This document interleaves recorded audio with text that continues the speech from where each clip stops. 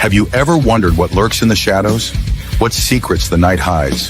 What strange phenomena might be happening just beyond your perception? Join us as we journey into the world of the paranormal, exploring everything from ghosts and UFOs to cryptids and unexplained occurrences.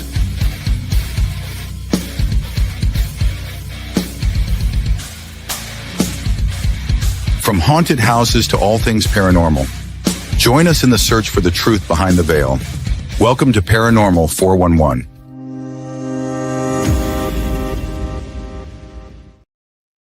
All right. All right. We're back. Can you hear us? See what they're saying in the comments. Can you hear us? Please say you could hear us.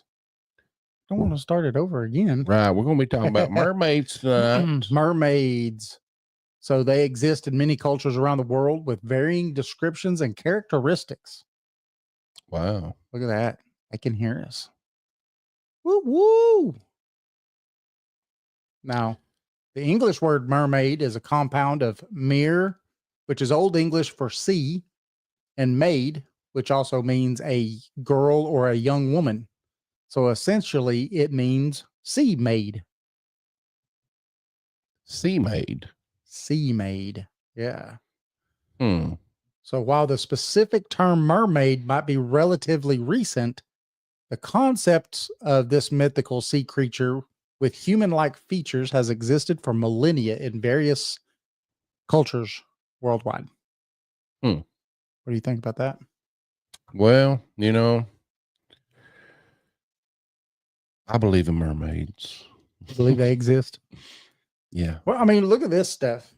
These are in cave paintings Yeah. And overseas. and if you can't see up in here, which you probably can't see my mouse anyway, but Yeah.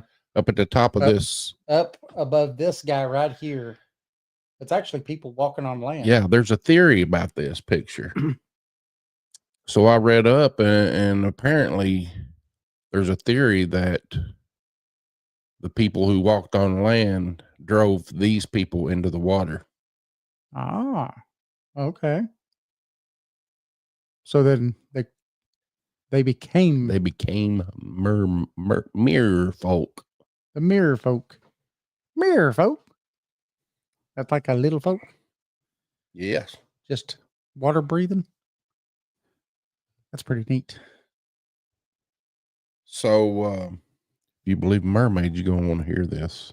Yeah, I think it's fascinating though. I mean, again, when we first started doing the, searching for this and getting everything together so we could have this show, I figured we would get, people of Greece and, tales like that, maybe some old, captain's tales or things like that. That's just what I figured. But I didn't realize that we was going to end up finding North American Native Americans that had these same tales.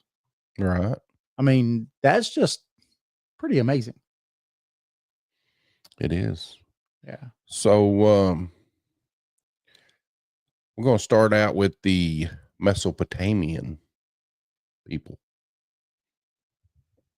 The concept of a being with both human and fish characteristics appears in a lot of ancient Mesopotamian mythology, particularly with the god Ea, Something like that. often depicted, that god's often depicted with a fish tail. Thank you, everybody, for saying that you could hear us now. Thank you. Yes. So Assyria, around 1000 BC, the Assyrian goddess Atargatis, associated with the fertility of the sea, was said to have transformed into a mermaid after an accident. Mm-mm. What do you think? I think it's pretty cool. I think, these were the ones I was expecting to see. Yeah. And know about, but like I said, there's some that it was just right over my head. Mm-hmm. Like there's the Greek mythology of the sirens. Now, initially, they were depicted as bird women.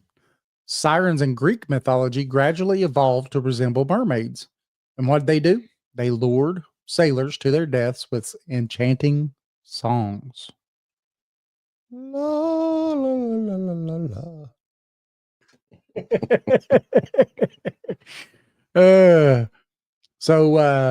In Africa, it's called Mimi Wata, and it was a water spirit.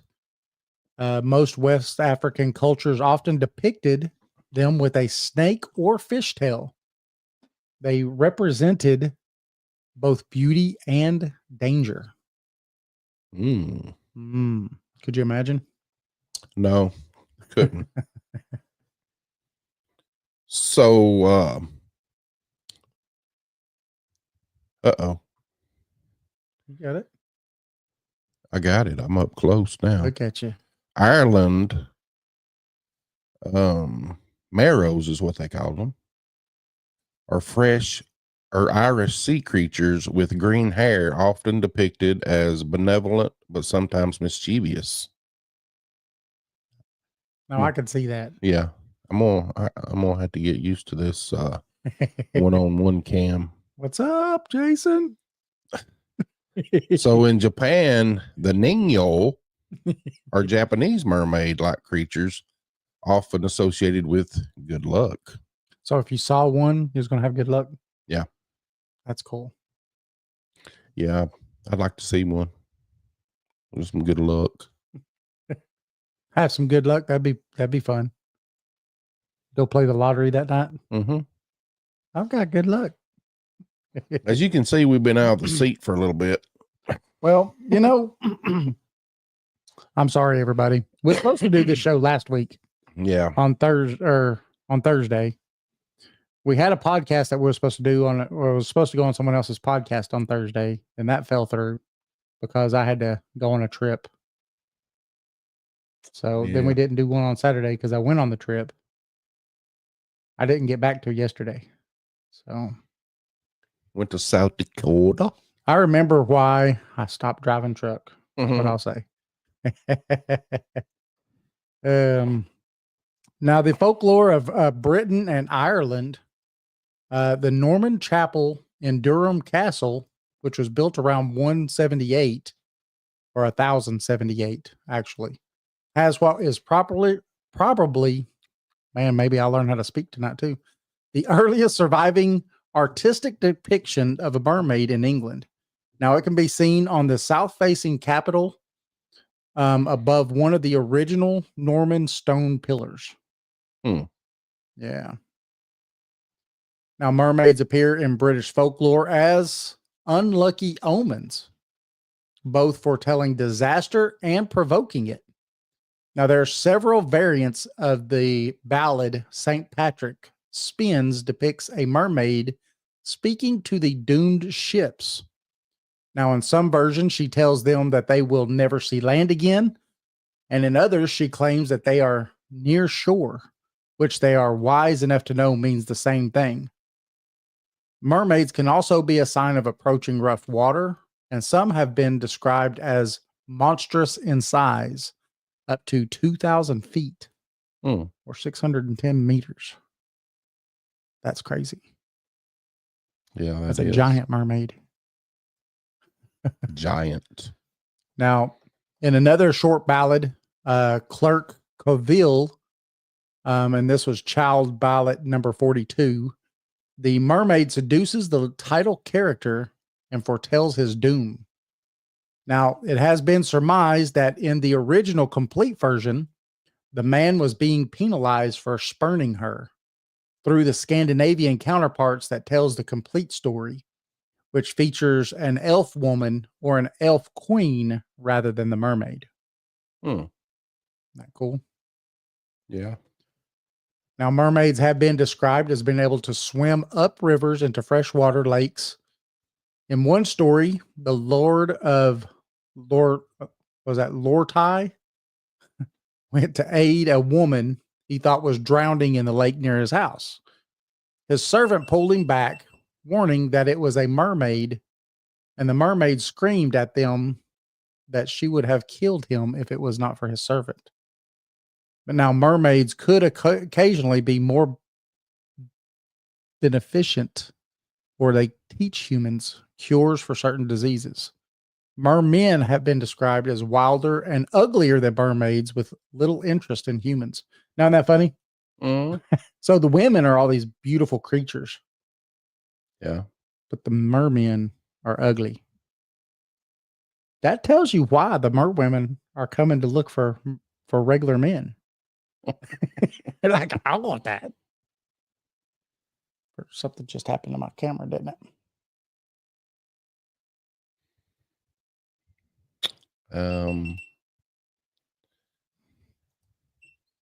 My camera decided to.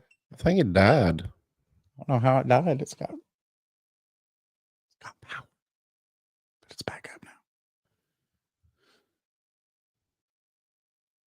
What you doing, Jason? I'm trying to fix all this crap. Now, according to legend, a mermaid came to the Cornish village of Zenor, and where she used to listen to the singing of a chorister, Matthew, and the two fell in love. Then Matthew went with the mermaid to her home at Pendor Cove. Now, on summer nights, the lovers can be heard singing together.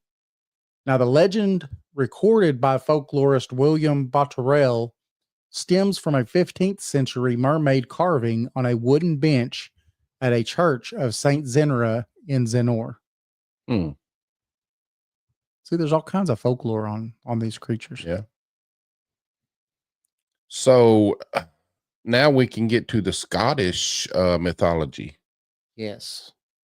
I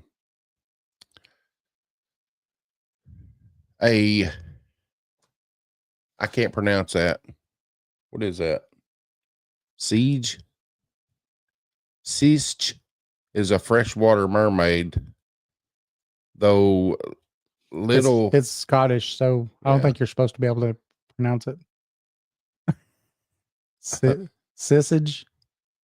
I don't know. Mermaids from the Isle of Man, known as Benvare, are considered more favorable toward humans than those in the other regions, with various accounts of assistance, gifts, and rewards. You know, one story tells of a fisherman who carried a stranded mermaid back into the sea and was rewarded with the location of buried treasure. Or sunken treasure. I need to know who that is. Another recounts the tale of a baby mermaid who stole a doll from a human little girl, but was rebuked by her mother and sent back to the girl with a gift of a pearl necklace to give her because she stole that. Well, that's pretty cool. Another story tells of a fishing family that made regular gifts of apples to a mermaid, and they were rewarded with prosperity. So the theme is give them stuff and you'll get better stuff back. Oh, yeah.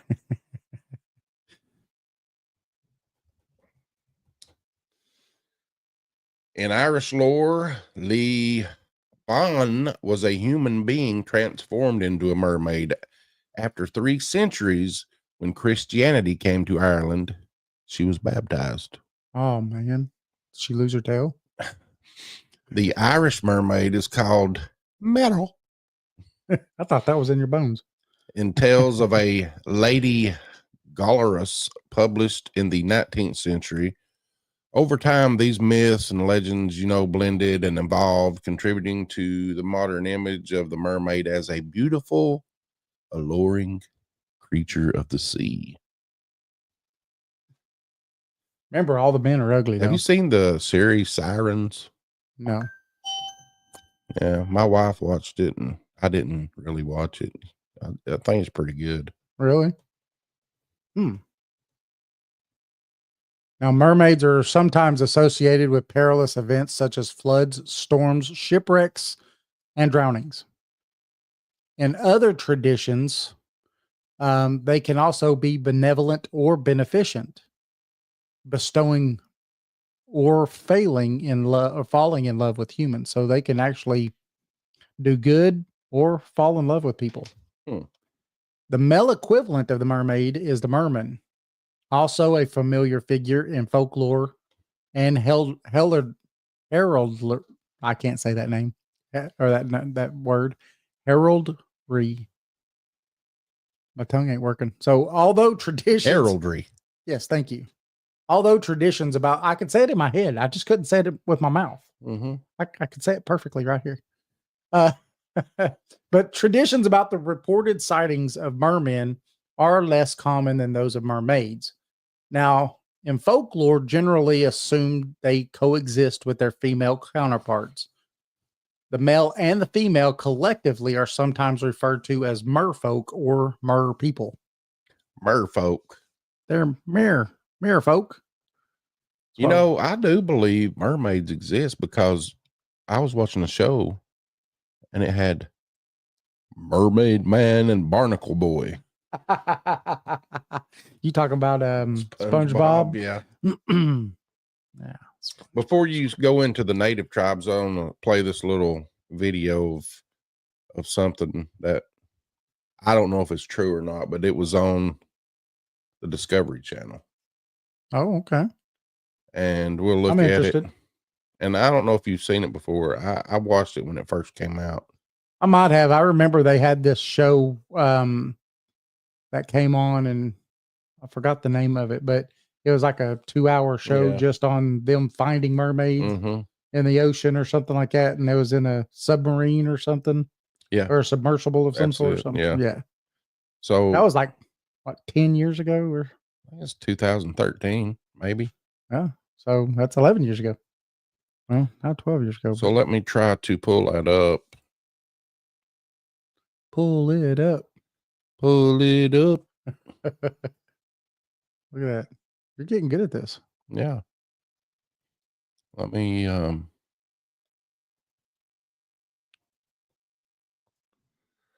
see what I can do here.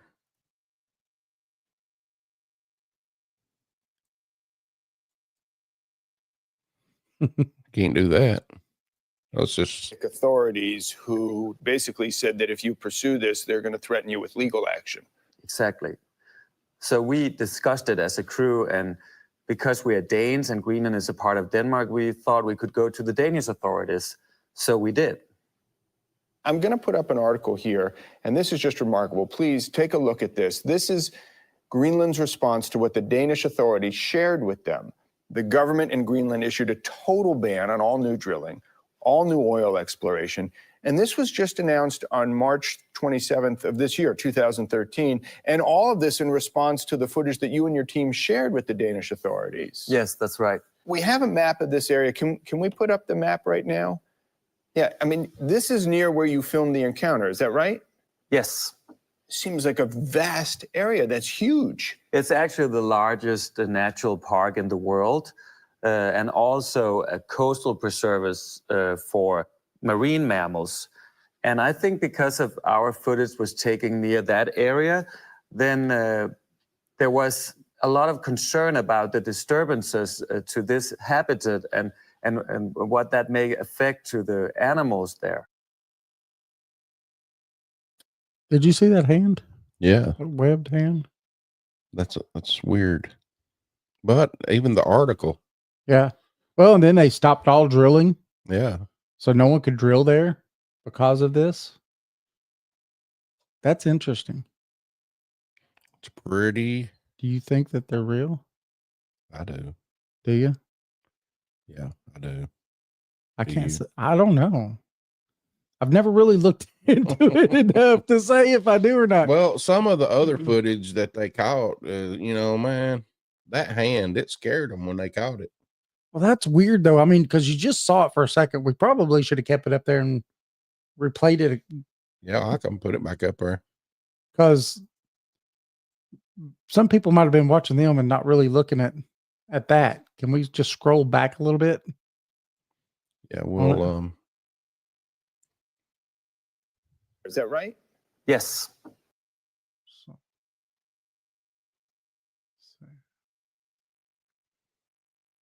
Right there. we thought we could go to the Danish authorities. Look at that.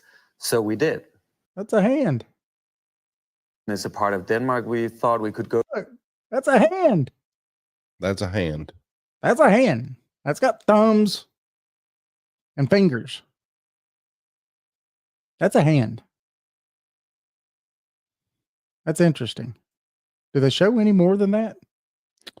I think right there. If it was on Animal Planet, that's pretty cool. Yeah. And you can tell it's webbed. Oh yeah, it's webbed. That's a webbed hand. That is interesting.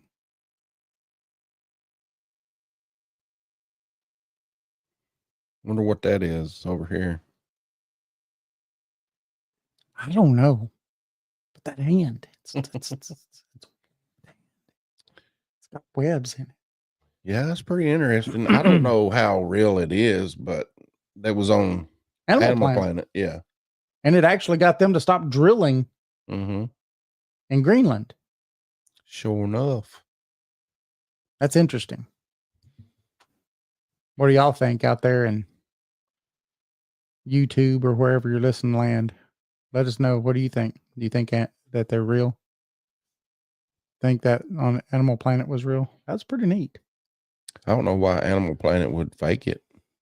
I wouldn't think Animal Planet would, but I think that, and I would think that before they would just put it out there, they would make sure that the video hadn't been messed with. Yeah. I don't know. I think it's interesting. Yes. Very, very interesting. We're going live in 3 different places, right, Jason?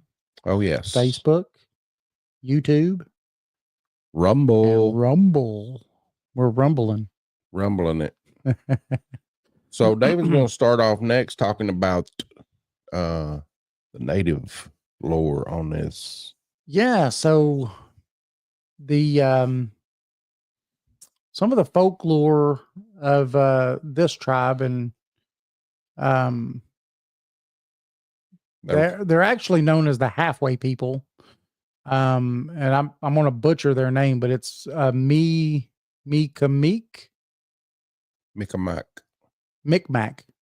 It's the Micmac folklore. Once you said it, Micmac. Yep. So the halfway people. Now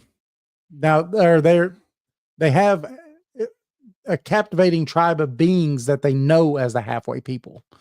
Now these enchanting creatures often depicted as having the upper body of a human and the lower body of a fish. Now they are said to inhabit the depths of the sea, and their presence is shrouded in mystery and wonder.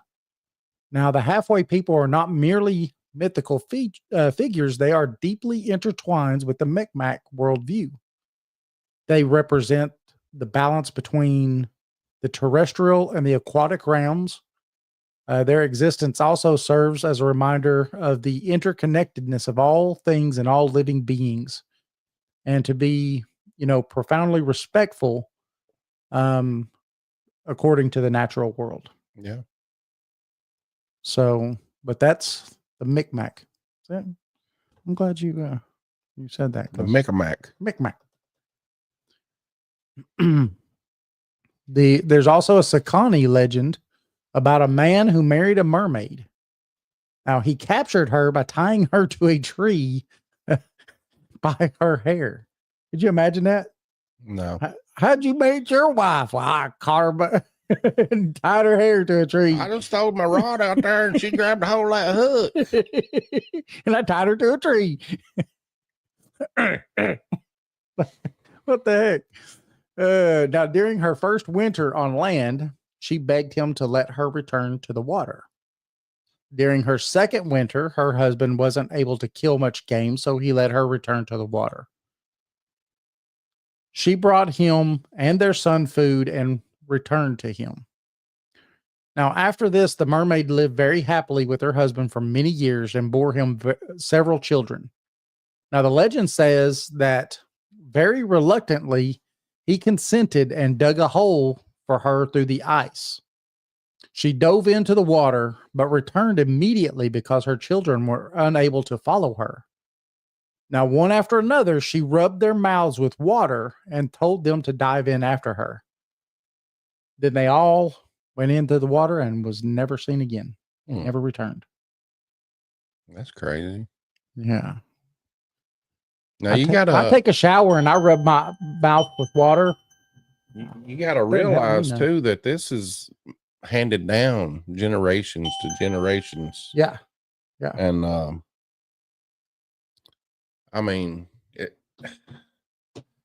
Native American lore, I think, is always intriguing, and it is. And this is the thing that really was, to me, was fascinating when we was doing all this research, because I expected a lot of the other stuff. yeah, 100%. I expected it.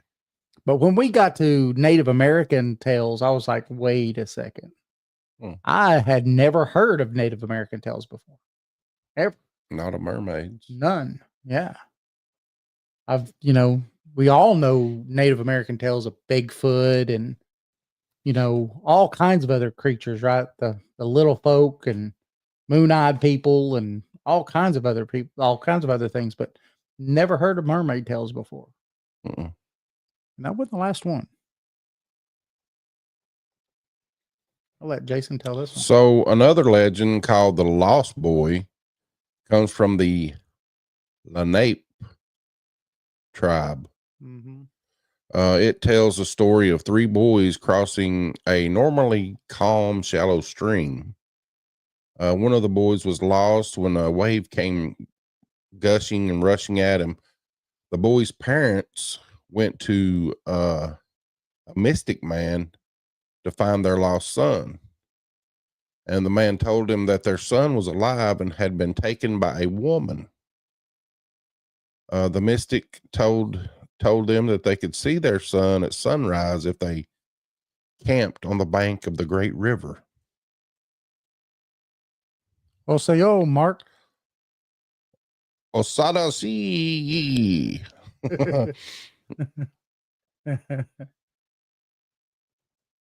So we're talking about legends of the natives. Yep. Pertaining to mermaids. Yeah, I wonder if you ever heard any from the Cherokee. I was going to say, does the Cherokee have anything like that? I wouldn't know if they would, because they're not really a coastal people. No, they might though. I mean, I believe they could be freshwater mermaids. Yeah, maybe. Yeah, never know. It's all possible. I mean, we read a little bit earlier that if the waterway is big enough, they can swim up into fresh water. So it's possible, because we have Mississippi River, which Tennessee River and all that stuff comes into. So yeah, he says none that he's ever heard of. Many were pirates. Yeah, there's a lot of places and people around the world that have tales of it. So an Ottawa tale tells the love story of Manana and Piscaret. Manana showed up at the door of an banana of an Ottawa warrior covered in scales with twin fish tails where her legs should have been. She told him she had once been mortal but longed to roam the heavens. The Great Spirit granted her wish, but she grew tired of wandering and was allowed to return to Earth, though in a form neither mortal or immortal, neither man nor beast. But she returned in the mermaid shape, in which, the warrior beheld her. And she became the adopted daughter of the spirits of the flood. I wonder if that's the Great Flood. Probably. The warrior took her in and the scales began to fall away, but she wouldn't regain her original human form until she found true love. Sounds like a Disney story now. I know. When she did find love, it was with Piskaref, the son of an enemy tribe. Uh-oh. In trouble now. The Adirondacks. Adirondacks who refused their love. Manana was so sad she left the Ottawa and rejoined the spirits of the flood, who vowed vengeance on the Adirondacks. The spirit of flood attacked the canoes of the Adirondacks, leaving few of the tribe alive. And Piscaret was caught and shielded in the arms of Manana, who drew him from his canoe and sank with him beneath the waters. Now that's a love story if I ever heard it. Thank you, Shell. Yeah, that's why haven't Disney made a movie of that one yet? Right. You know, I'm just saying. You'd think there'd be a Disney movie of that one. That's our last story. Was it? That was it. The Ottawa Tale. Well, Blackbeard had several Cherokee pirates. Huh. I did not know that. Hmm. So did Mark, did you get to see that video that he just showed? That was on what was it, Animal Planet? Yeah. That video was pretty cool. I really think that I don't know. I don't know. It's got you thinking, huh? I mean, I would like to do some more digging. I don't just jump it straight in, head first, but it's kind of neat that the Animal Planet would interview people and have that video, and then Greenland, Mm-hmm. stop all drilling off the shores and everything because of it. Oh, you didn't get to see it? Oh yeah, Jason, you have to show it one more time. All right, I'm gonna show it one more time. Yeah. Hold on. Wait, Mark. Is it sharing right there? There you go. There's part of the video right there. So these guys were, what were they? They were exploring or doing something? Yeah, they were on a submersible. Right. And they seen a mermaid and they videoed it. And this is part of the video.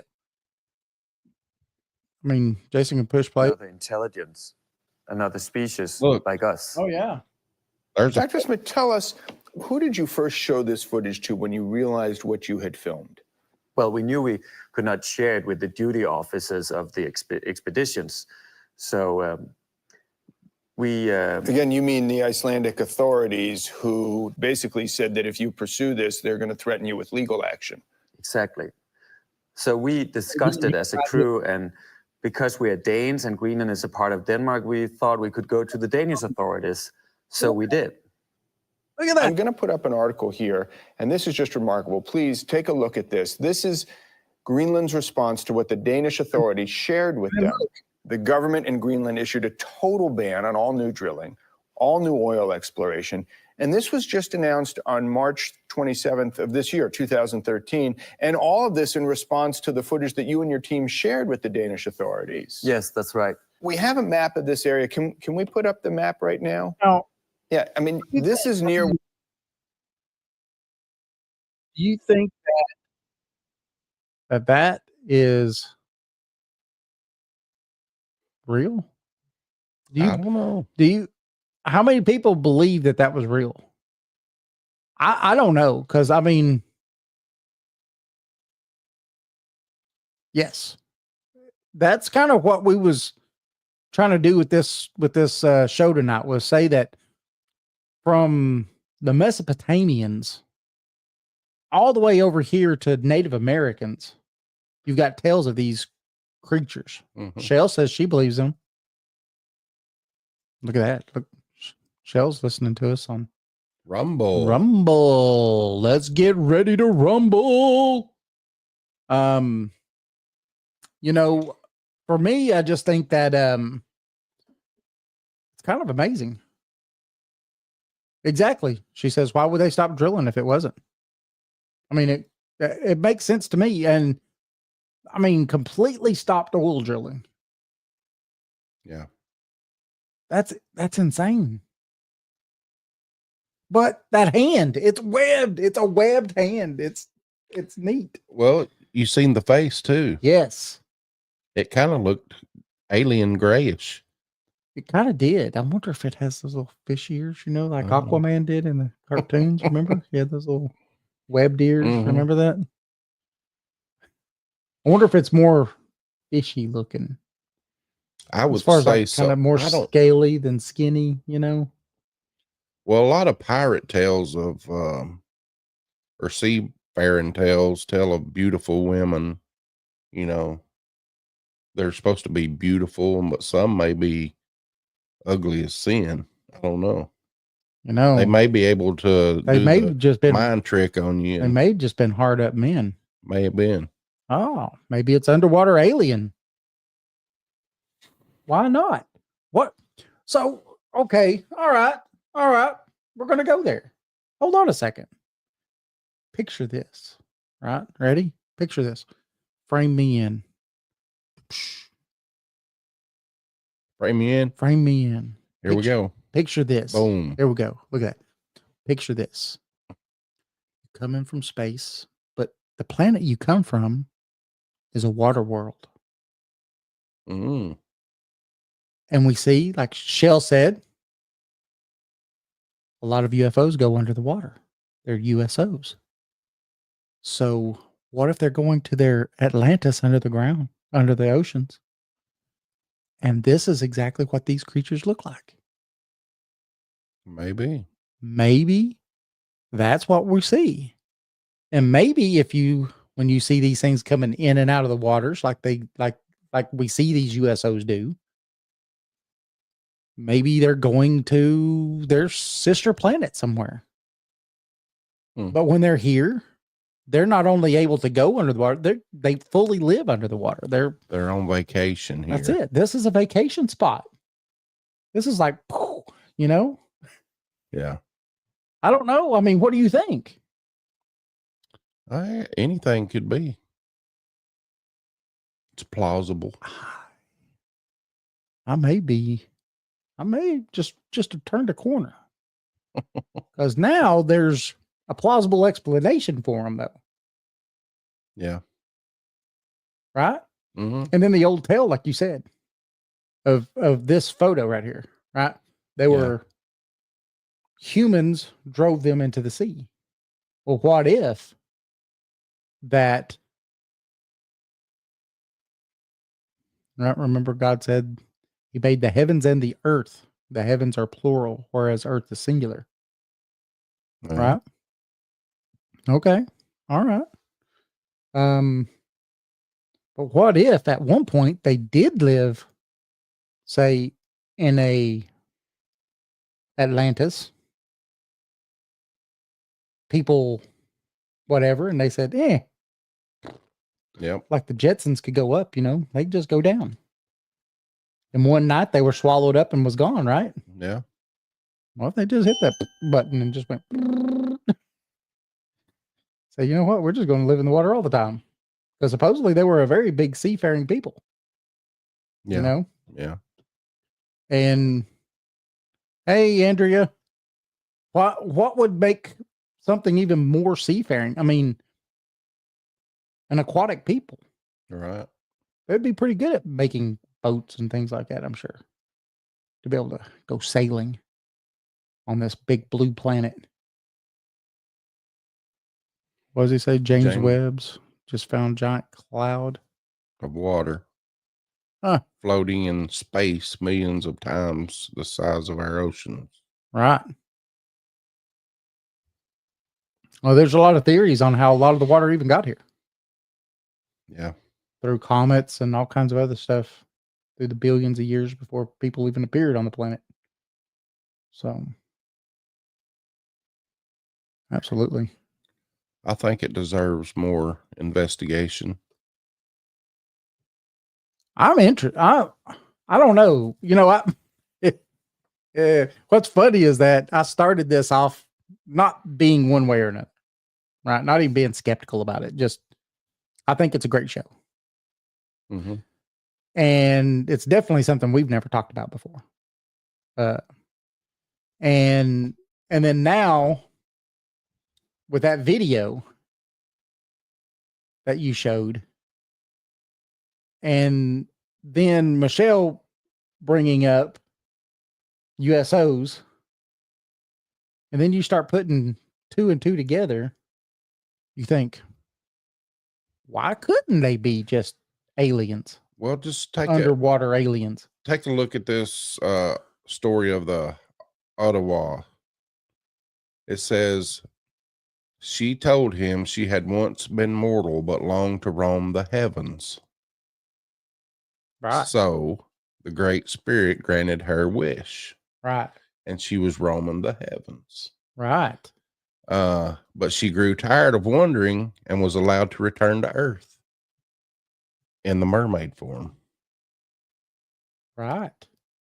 So here we get told that she's flying around in the heavens Yeah. and decides to come back down.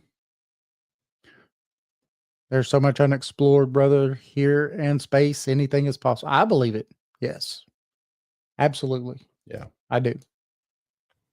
I think that if we start counting things out, that you've just lost out. You know?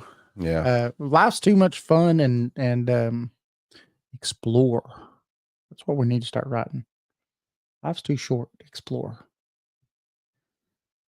Right? Explore. I'll tell you something that goes off this just for a few minutes. But I would love for everybody that's listening and everybody that listens to this later to come visit us when we do our talk in just less than a month. Oh, right? Yeah. And at the 8th of February? 10th. Is it the 10th? 10th of February? I think. It's on a Saturday, either the 8th or the 10th of February. Yep. We're going to be doing a paranormal talk, a 2-hour paranormal talk.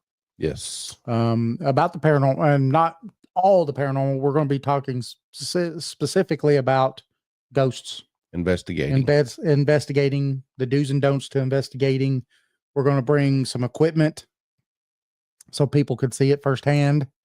And we're going to have fun. Oh, yeah. It's going to be a good time. And so definitely come out if you can. And especially if it interests you. What did Mark say? Atlantis descendants are the RH negative and the Basque with no other related languages. Right. I'm RH negative myself. But maybe she was a celestial and became a physical being. Maybe. Yeah. Shell says 8th of February. So, yes. 8th of February, it's going to be at the Knoxville Library off of Cedar Bluff. They've asked us to come and do a talk. And this is going to be one of many because they've also already asked us at some point to do a author talk.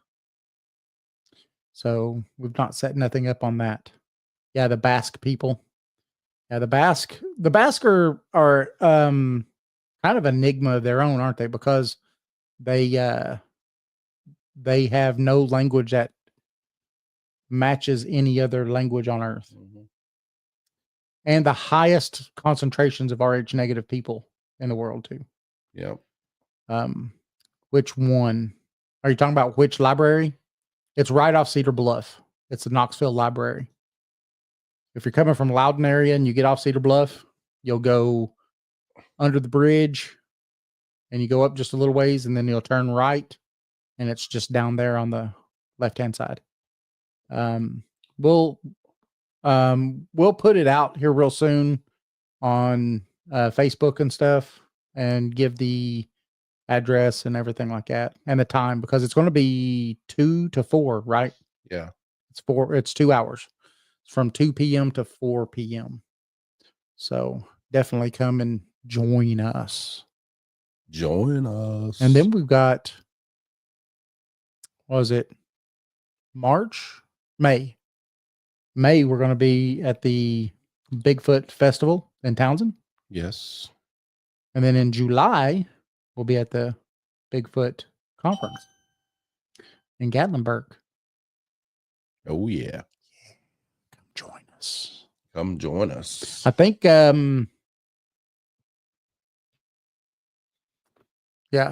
I'm RH negative. I know that less than 15% of the people in the world are RH negative. Are you extraterrestrial? I don't think so. I think I look normal. That's normal. If you had a couple of horns on your head, you might look well, my wife shaves these. demonic. For some reason, they kind of go up like that. You know, she keeps shaving them. Still laughing about Townsend.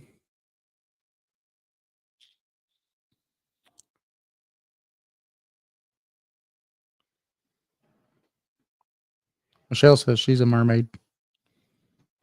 I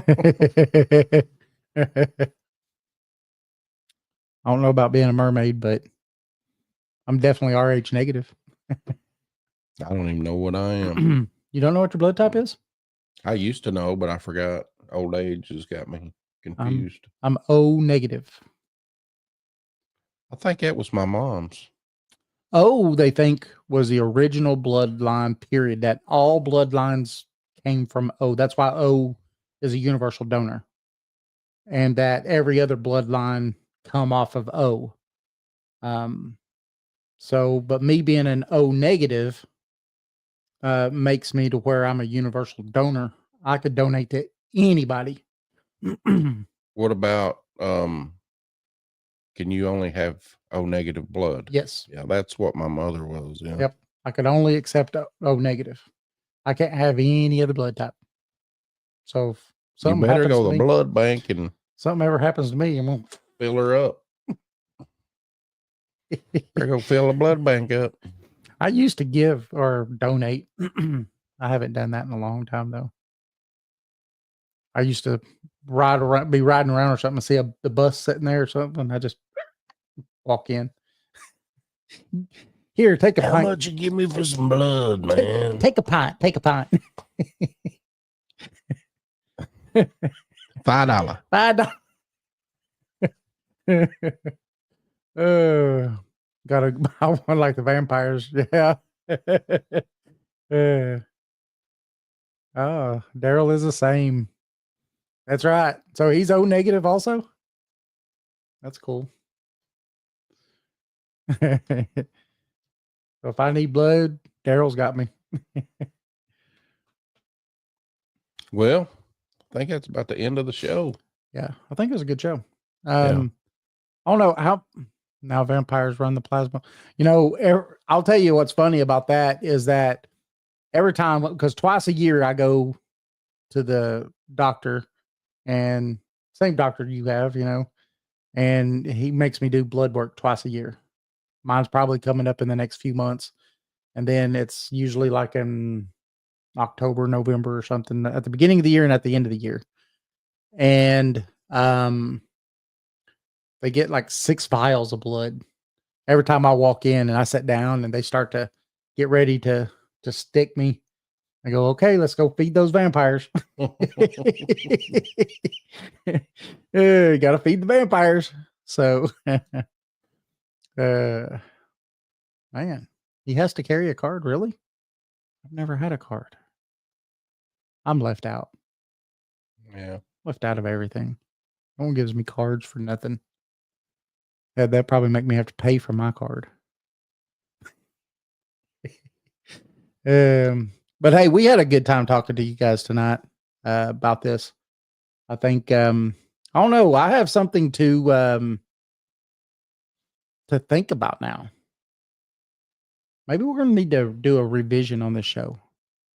Yeah. Really go in depth. That would be fun. Because now I want to tie USOs. The decision during World War II to not let anybody map the ocean floors. You know, before World War II, we were starting to map the ocean floors. Mm-hmm. During and after World War II, they stopped it. No mapping the ocean floors. Why? There's cities under there, I'm telling you. Giant cities. Something down there. I would think something. I mean, I would think, why would you say, hey, you can't do that? Don't do that. You talked about it just a second ago. You need to watch the show Siren. Jason's like, he was talking about that just a little bit ago. He said, yeah, I told him I didn't watch it, but you did. It's supposed to be pretty good. We started watching a crazy show. It's pretty crazy. It's called The Preacher. Man, it's got vampires in it, angels and demons, and this preacher guy gets this power.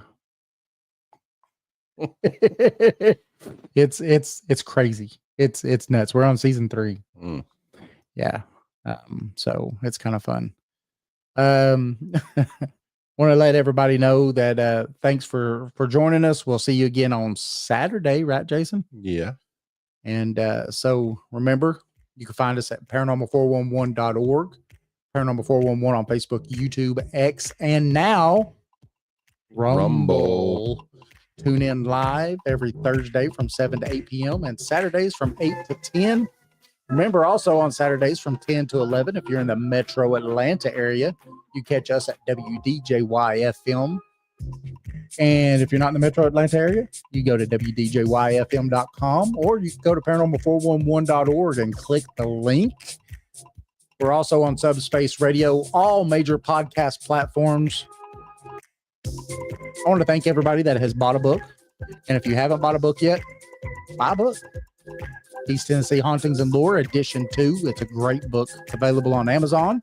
Or you go again to paranormal411.org and click the link and go buy the book. Join us. Join us. Join us. Thank you, everybody. We'll see you Saturday. Have a good night. What if the world we know is merely a fraction of reality? What if there are forces, entities, and phenomena that exist just beyond our comprehension in the shadows of the unknown? Welcome to Paranormal 411, your gateway to the unexplained and the downright chilling. Imagine, if you will, a quiet, sleepy town tucked away from the hustle and bustle of the city. The locals tell tales of a house atop a hill where strange lights flicker and eerie sounds echo in the dead of night. Some say it's haunted, others claim it's a portal to another realm. Whatever the truth, one thing is certain: those who venture there are never quite the same. Or picture this, a clear, starry night in the heart of the desert. Suddenly a blinding flash cuts across the sky, a craft of unknown origin moving at impossible speeds. It hovers, then vanishes, leaving only questions and a sense of awe. Could it be visitors from another world, or perhaps a secret government project? These stories, these encounters with the unknown, are what we love here at Paranormal 411. Our mission? To explore the unexplored, to question the unquestioned, and to shine a light into the darkest corners of the paranormal. We've journeyed through haunted houses and UFO sightings, and into the mysteries of cryptids and psychic phenomena, and pondered the existence of other dimensions. And yet, there is so much more to discover. Paranormal 411 is your guide to the unexplained and the extraordinary. Here we talk about the mysteries that lurk in the shadows of our world, from haunted houses and UFO sightings to cryptids and psychic phenomena. We love to question, to explore, and to understand the unknown. There's a world of mystery out there just waiting to be discovered. So why not join us on this journey into the unknown? Subscribe to our YouTube channel and become a part of the Paranormal 411 community. Together, we can uncover the secrets that the universe holds. Welcome to Paranormal 411.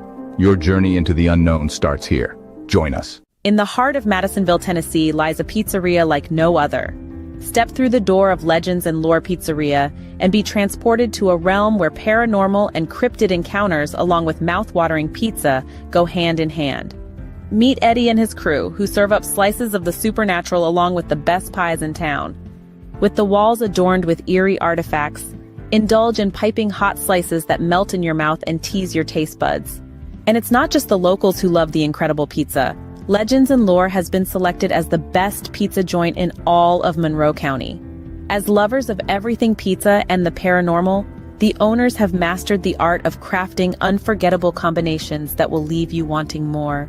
To stay connected with this mystical eatery, Follow Legends and Lore Pizzeria on Facebook, where tales of their latest creations and upcoming specials will be shared. Make sure to browse their custom menu, featuring legendary pizzas like the Chupacabra Ranch and the Exorcist. So, whether you have an appetite for the supernatural or simply seek the best pizza in town, Legends and Lore is the place to be. Come for the unforgettable flavors, stay for the captivating stories, and find yourself in a world where legends and pizza collide. Get ready to rock with the electrifying sound of Catalyst, a band that's sure to leave you wanting more. With their powerful lyrics and killer riffs, Catalyst is a great sound in the world of rock music. You can listen and find Catalyst on Bandcamp, or go to the link at paranormal411.org and click on their banner.